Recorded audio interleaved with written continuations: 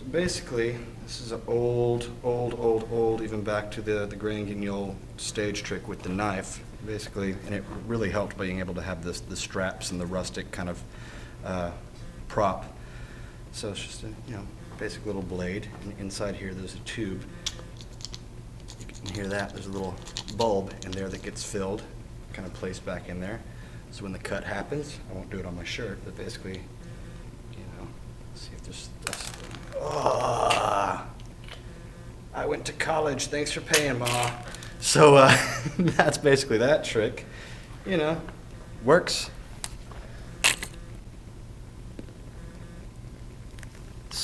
Simple theatrical magic. And it's funny, it's like, just like with any other stage element, it's, with costuming and whatnot, the blood color has a lot to do with how the lights play and everything. So, you gotta kind of mess around with that. But my favorite is the hand gag. And for all of those of you who are squeamish out there, right on cue, if you do a Google image search for severed hand, they will show you a picture of a severed hand. So that's really what we kind of did with this. Wanted to cover it up just a little bit so you can see that, obviously it's a fake hand. Nimmers is a very valuable actor, so we can't cut him off. But so what we did with that is I did some research for severed hands and just kind of found like what their kind of death shape would be, and so kind of just glued it all together. Had to make some cuts and get it back together just so it had the kind of a natural wrinkly shape. So all we did with this guy is, it's still got the bag in there. It's basically a hook right here inside the hand. I don't know if you can kind of see it right there. And that's what the this hook right there is what the blood bag gets done onto. So he kind of does a little bit of sleight of hand, reveals the sleight of hand, pardon the pun, pulls it out, and in the chaos of the severed hand, rips our little bag open, and the mess just comes right out, just like that. Same theory with the heart, is that it's kind of like, kind of marinated in the blood, and it gets handed off to him in the frenzy of the stage combat, and then you bring it up.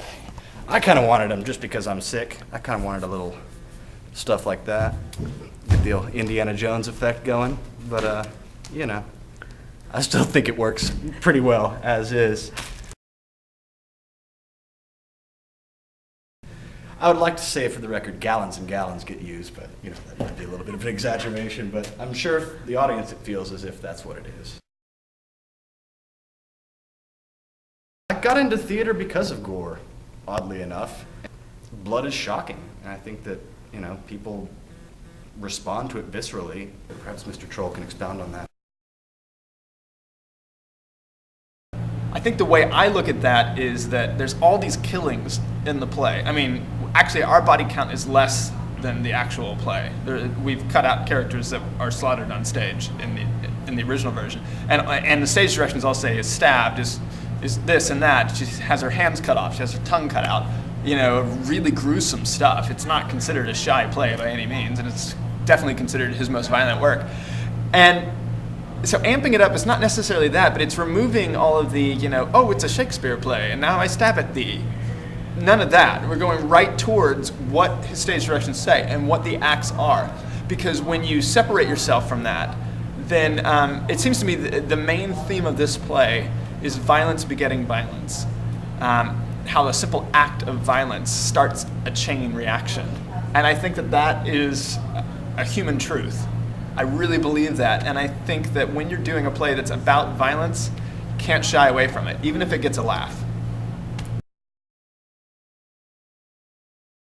But there were actual guttural reactions, with people gasping, people leaning forward, people laughing, people looking away, couldn't watch it, and I think all of those reactions are appropriate. I will say that in my opinion, the show is fun. I don't think you leave feeling beaten down. You're going to see the blood in this production, and I think that it's important to know that, that what the result of violence is. We've also had complaints in the past about gunshots being too loud. And I think to myself, guns are scary, man. They should be loud. They should scare you. And I think, you know, a lot of times in this age where we're totally desensitized to violence, because it's on TV, it doesn't bother me, or it's on a video game, and woo, I just blew that guy's head off, woo, with a machine gun, you know. It's different when you're that close and you see something happen and it looks kind of realistic. It just gives you a different feeling, and I think, for my money, that's why there's blood in there, because it creates a different effect. And sure, people laugh because sometimes you scream, and so that was like, whoa, I just screamed really loud and people stared at me.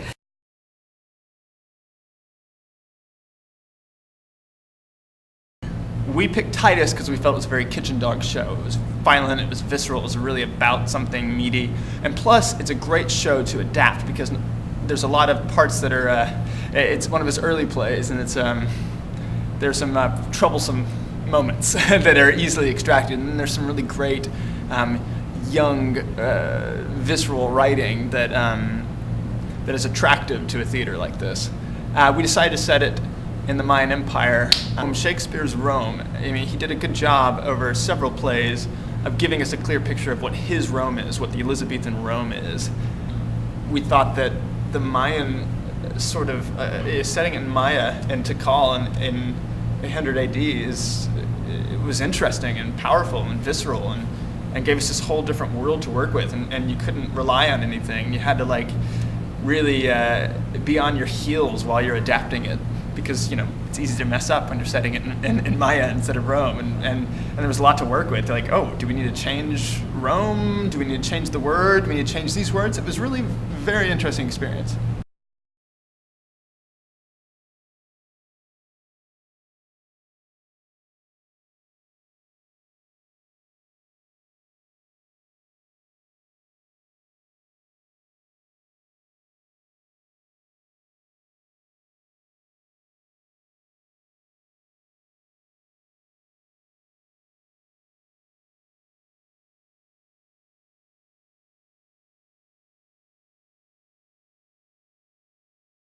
Our resident company of artists, which is, you know, over 30 people now, designers, actors, directors, everybody submits what they are thinking about for next season. And Chris and I take all those suggestions away. We kind of look at opportunities for the company members as far as designing, casting, directing, whatever, and thinking about our mission statement and that kind of thing. And it's one of those random coincidences that this year turned out as bloody as it did. Kind of, I guess, what's on people's minds, I don't know. Gave some great opportunity for company actors and designers. And that's frankly how our season materials are red, black, and white, because we realized, 4 out of the 5 shows this year have blood in it, but wasn't chosen that way on purpose.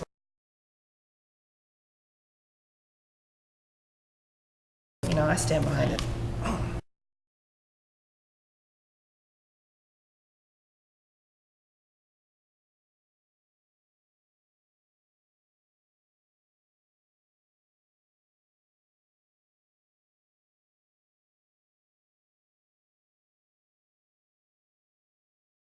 The makeup for Psycho's Never Dream, which is a lot of fun. It was peanut butter. I believe they had a little bit of Caro syrup in there, obviously red food coloring, and then just whatever thickness you kind of just add some water in there. And that was the funnest thing for me as an audience member, I guess, is seeing opening night, having that background knowledge, and he comes out on stage naked, covered in blood and mud, and just reeked of peanut butter wafting all over the audience, and I was like, uh-oh.